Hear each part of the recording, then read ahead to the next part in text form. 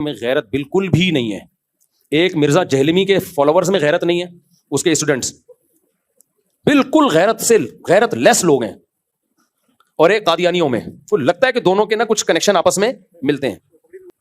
تو اسی طرح یہ مرزا جہلمی ہے. انجینئر علی مرزا کے کسی نے اس کے دماغ مینٹل ہیلتھ کو دیکھنا ہونا تو مولانا عمران صفدر صاحب کے چینل کو سبسکرائب کرے. وہ سمجھ رہے ہو, مولانا عمران صفدر صاحب ہیں یوٹیوب پہ, انہوں نے صرف انجینئر کے تضاد نکالے ہیں. آج کیا کہہ رہا ہے, کل بالکل یو ٹرن لے کے الٹی بکواس کر رہا ہے, اگلے دن الٹی بکواس پھینکتا جا رہا ہے. میں نے جب ارشاد بھٹی کے انٹرویو میں کہا نا کہ میں پہلے سمجھتا تھا کہ یہ آدمی گمراہ ہے اور کچھ تھوڑی سی نالج ہے اس کے پاس, لیکن جب زیادہ سنا تو لگا کہ اس کے اوپر کی کھوپڑی ہے ہی نہیں, دماغ ہی صحیح نہیں ہے اس کا. بسم اللہ الرحمن الرحیم. آپ نے مفتی طارق مسعود صاحب دامت برکاتہم کا کلپ سماعت فرمایا.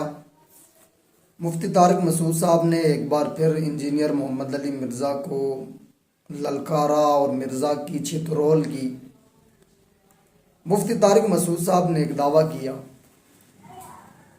کہ جس طرح مرزا غلام احمد قادیانی اگر اس کی کتابیں پڑھیں تو صرف اس کی کتابیں پڑھنے سے ہی آدمی اس نتیجے پر پہنچ جاتا ہے کہ وہ یہ فیصلہ کرے کہ مرزا غلام احمد قادیانی بہت بڑا کذاب آدمی ہے, کیونکہ اس کی کتابوں میں ایک طرف کوئی اور دعویٰ ہے, دوسری طرف کچھ اور ہے. تو ایک عام آدمی بھی یہ فیصلہ کر سکتا ہے مرزا غلام احمد قادیانی دجال کی کتابیں پڑھنے کے بعد کہ یہ بہت بڑا کذاب ہے, بہت بڑا جھوٹا انسان ہے. نبی تو دور کی بات, اس کو کوئی سچا ثابت نہیں کر سکتا, یہ بہت بڑا جھوٹا اور کذاب انسان ہے. پھر مفتی طارق مسعود صاحب نے جو دوسرا دعویٰ کیا کہ چھوٹا مرزا انجینئر محمد علی مرزا یہ بھی بہت بڑا جھوٹا انسان ہے, اور اس کے ماننے والے اتنے بڑے ڈھیٹ لوگ ہیں کہ وہ حقیقت جاننے کے بعد بھی اس کا دفاع کرتے ہیں. اب مفتی طارق مسعود صاحب کا یہ جو دعویٰ ہے کہ مرزا بہت بڑا جھوٹا ہے, اس کی ایک مثال میں آپ کے سامنے رکھوں گا, پھر آپ نے فیصلہ کرنا ہے کہ کیا مرزا واقعتاً اتنا بڑا کذاب اور جھوٹا ہے یا مفتی طارق مسعود صاحب کا دعویٰ غلط ہے. گزشتہ دنوں رمضان المبارک کے مہینے میں ایک صحافی نے انجینئر محمد علی مرزا کا انٹرویو کیا. اس انٹرویو میں اس نے جب سوال کیا کہ آپ مناظرے کے چیلنج کرتے ہیں اور جب کوئی مناظرے کے لیے آتا ہے تو آپ فرار ہو جاتے ہیں. ایک طرف ہمیں گمراہ کہتے ہیں اور پھر جب چیلنج دیتے ہیں ہمیں خود چیلنج دیتے ہیں اور ہم کہتے ہیں سر آپ تشریف لیں بات کر لیں, بھاگ جاتے ہیں.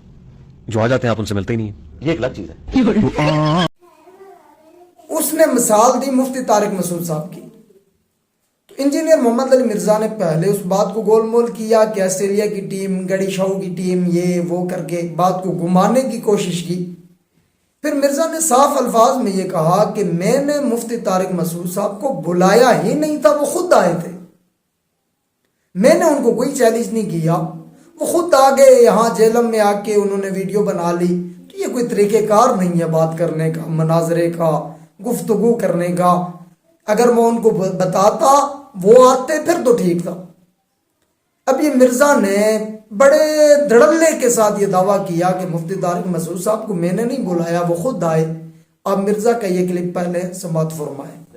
جب نیشنل ٹیم سے مقابلہ ہوگا تو اس لیول پہ ہوگا. آج تک کس عالم کے آپ کو بڑی اچھے طریقے سے سمجھ آ گئی کہ آسٹریلیا کا میچ گڑی شاہو کی ٹیم کے ساتھ نہیں ہو سکتا. اور آسٹریلیا اگر گڑی شاہو کی ٹیم کو کہا ہو میرے ساتھ آ کے چیلنج کرو تو پھر کون, اگر آسٹریلین ٹیم خود گڑی شاہو والوں کو کہا ہو نظر پھر جا کے کھیلنا چاہیے, بالکل کھیلنا چاہیے. تو محمد علی مرزا صاحب جو کہہ رہے ہیں کہ آسٹریلیا ہے اور مفتی طارق مسعود جو گڑی شاہو ہے, آپ نے بیٹھ کے ان کو چیلنج کیا, وہ آ گئے اور آپ نے کہاں نکالے. یہی تو جھوٹ ہے. ہم نے تو کوئی نہیں, آپ نے کبھی مفتی طارق مسعود کو چیلنج نہیں کیا. میرے بھائی میں نے کیوں چیلنج کرا, آپ نے کہا وہ مناظرہ میرے بھائی میں کسی کو بھی چیلنج نہیں کرتا. آپ نے انجینئر مرزا کا کلپ سماعت فرمایا. اب یہاں اس نے بڑے دھڑلے کے ساتھ یہ بات کہی کہ میں نے مفتی صاحب کو نہیں بلایا, وہ خود آئے ہیں. آپ مرزا کا وہ پرانا کلپ سماعت فرمائیں جس کلپ میں مرزا مفتی طارق مسعود صاحب کو باقاعدہ چیلنج کر رہا ہے کہ آپ آئیں اور مفتی تقی عثمانی صاحب کو ساتھ لے آئیں. اگر مفتی تقی عثمانی صاحب نہیں آ سکتے تو آپ اکیلے تشریف لے آئیں, اپنے کیمرے بھی ساتھ لے آئیں اور یہاں گفتگو ہوگی. آپ مرزا کا وہ پہلے والا کلپ سماعت فرمائیں جس میں یہ بڑے دھڑلے کے ساتھ مفتی طارق مسعود صاحب کو چیلنج کر رہا ہے کہ آپ یہاں تشریف لے آئیں. آپ نے خود کہا کہ میں آنا چاہتا ہوں جیلم.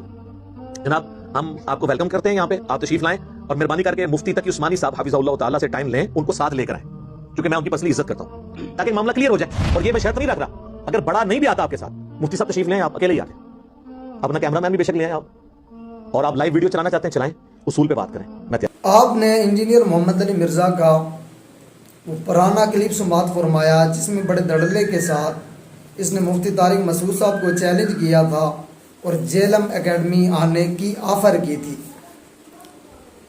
لیکن بات وہی مفتی طارق مسعود صاحب کی کہ اس کے ماننے والے, اس کے چیلے, اس کے فالوور, اس کے سبسکرائبر, اس کے چاہنے والے یہ اتنے ڈیٹ قسم کے لوگ ہیں کہ اس جھوٹے کا جھوٹ دیکھنے کے بعد بھی, سننے کے بعد بھی پھر بھی اس کا دفاع کرتے ہیں. جس طرح مرزا غلام احمد قادیانی وہ اتنا بڑا کذاب ہے کہ اس کی باتوں سے ہی, اس کی کتاب سے ہی اس کو کذاب ثابت کیا جا سکتا ہے. اسی طرح اگر مرزا کو سنا جائے, چھوٹے مرزے کو, انجینئر محمد علی مرزا کو, اس کو اگر سنا جائے تو اس کے اپنی باتوں میں اتنا تضاد ہے, اس کو پتہ ہی نہیں ہوتا ہے, اس کی کھوپڑی پتہ نہیں فارغ ہے. ایک دن کوئی اور بات کرتا ہے, دوسرے دن کوئی اور بات کرتا ہے, ایک دن دعویٰ کچھ اور ہوتا ہے, دوسرے دن دعویٰ کچھ اور ہوتا ہے. اور بعض بار تو یوں بھی سننے کو ملا کہ ایک ہی سبق میں 2 گھنٹے کی ویڈیو میں شروع میں کوئی اور دعویٰ تھا, درمیان میں اسی دعوے کے برعکس اس کی مخالفت کر رہا ہوتا ہے. اتنا بڑا یہ جاہل مرکب ہے اور اتنا بڑا ڈیٹھ انسان ہے اور اتنا بڑا یہ کذاب ہے. لیکن افسوس کی بات یہ ہے کہ اس کے ماننے والے اتنے بڑے ڈیٹھ ہیں کہ اس کا جھوٹ سننے کے بعد بھی اس کا دفاع کرتے ہیں.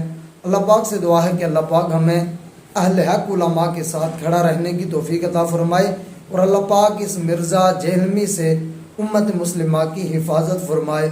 السلام علینا الا البلاغ.